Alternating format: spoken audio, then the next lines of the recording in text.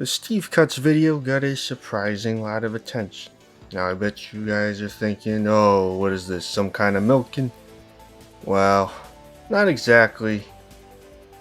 This video isn't really going to be criticism of Steve Cuts, or at least new criticism that's different from what I already said in the first video. I personally need to put it out there that I don't even hate Steve Cuts or his content, but some of you seem to really hate him.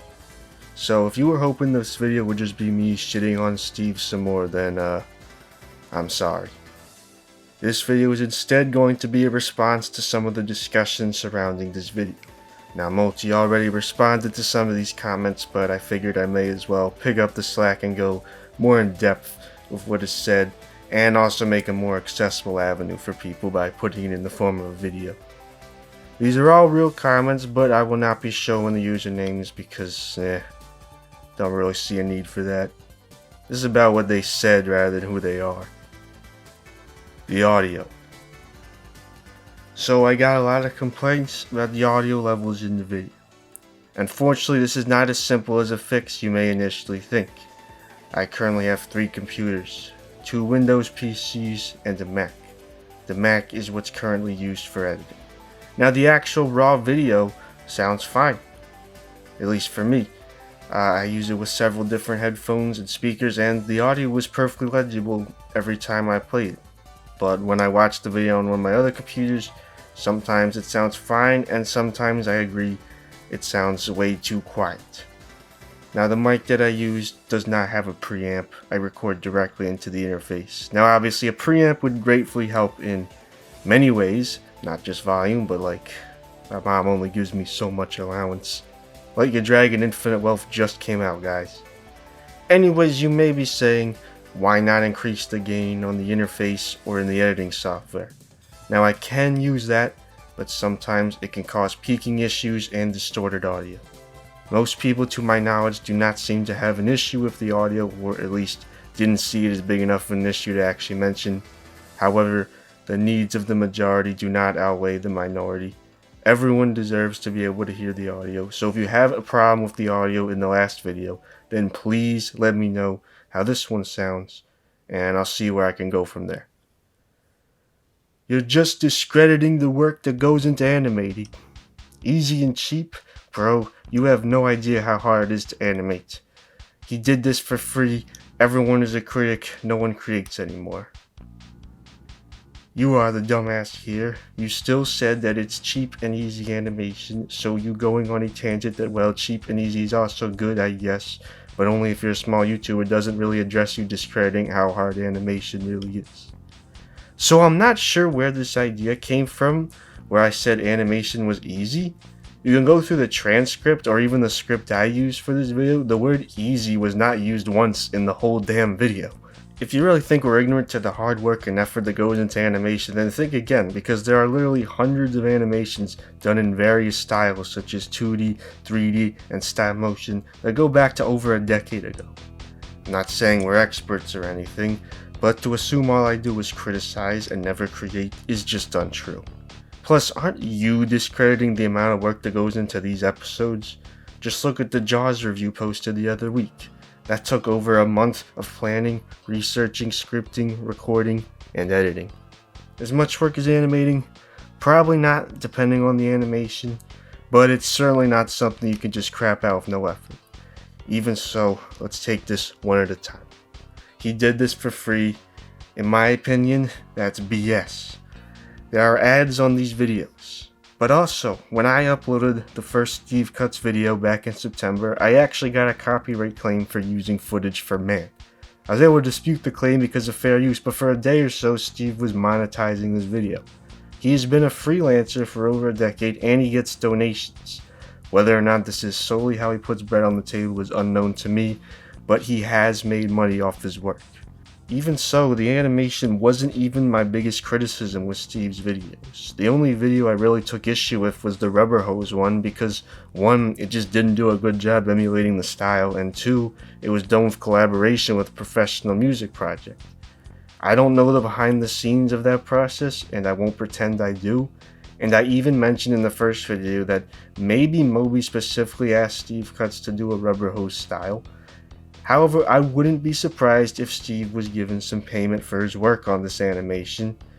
He has worked and collaborated with other groups in other videos. He at very least had a big opportunity to put his name out there with this collaboration, and it worked out for him, sure, but does that mean I'm not allowed to criticize the animation? That being said, I did use the word cheap.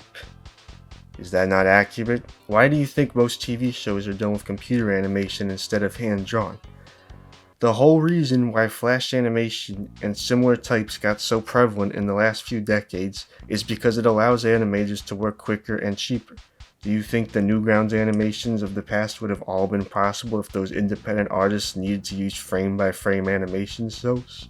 All animation takes work, but by the end of the day, the animation done in the Moby video just doesn't look very good for a more professional animation.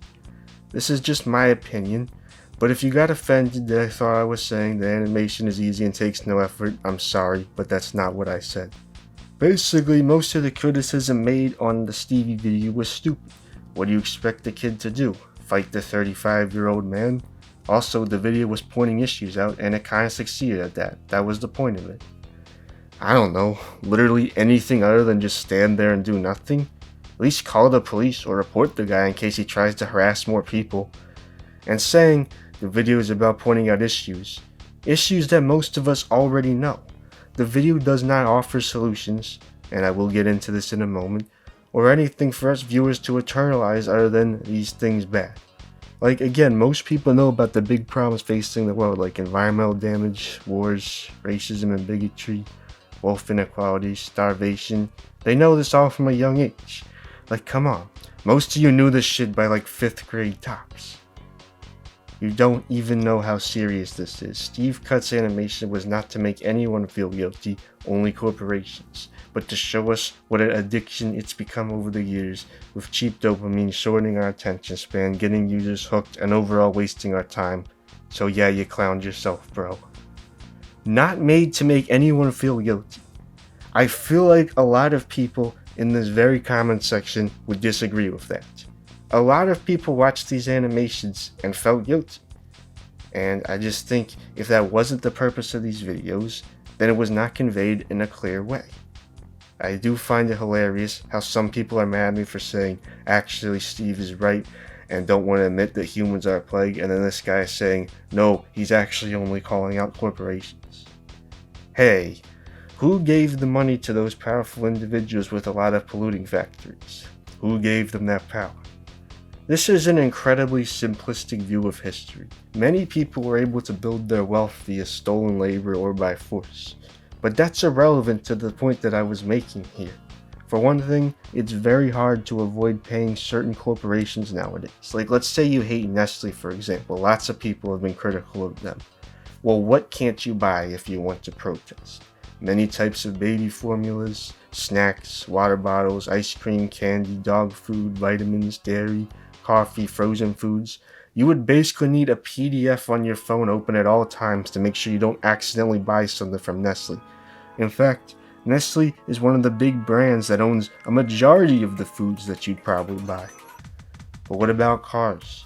A good amount of car brands are owned by other companies. So you may buy a Hyundai car and your friend a Kia, but both brands are owned by the same company. How did these companies get this big? Well, is it really the common everyman's fault? A lot of these companies were founded decades, if not centuries ago, and were built up over the years. These companies made the choice to do unethical and environmentally dangerous things. There is no one man to blame, nor one company to blame. The point is, a lot of people felt guilty watching these videos, especially at a young age, which I think is unfair because a lot of this was set up years before they were even born. If you want to protest certain companies, that's fine, but don't go saying, you brought an Nesquik once, so now you're helping a company pollute. A lot of these products you consume are made in China, and I'm sure most of you are aware that Chinese labor can sometimes be quite demanding for their workers.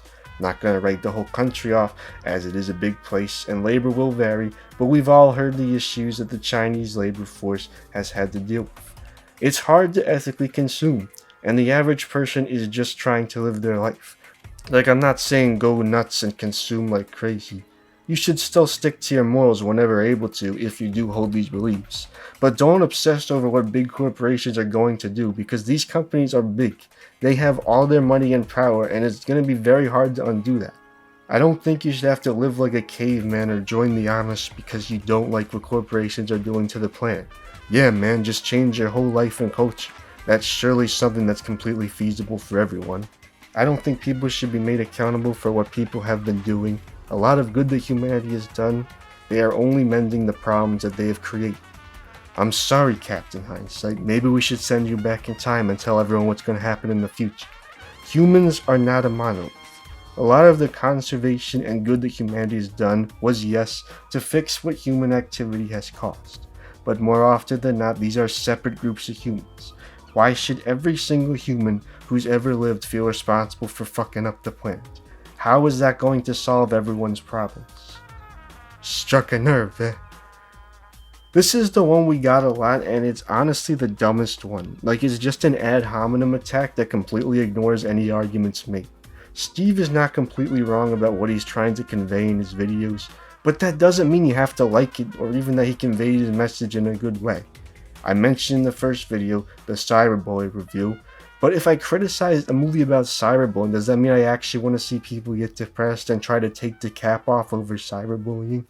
If someone made a video of paint drying and then said save the whales in the last 5 seconds, and you said the video was boring, does that mean you hate whales? Now I'm going to actually mention a few things that I actually kind of agree with, or at the very least think I could have did better in that video looking back. One thing I heard a lot was, and I mentioned earlier, you don't necessarily have to point out solutions. This is something I don't think I addressed well enough in the video. I think expecting Steve to have these solutions to these huge world issues is a bit unfair, especially as he may or may not have actually been quite young when he made a few of these older animations. I'm not sure how reputable that is. I just read in some of the comments on his older videos that he was like 16 or whatever. That being said, you could at least try to be a bit more insightful.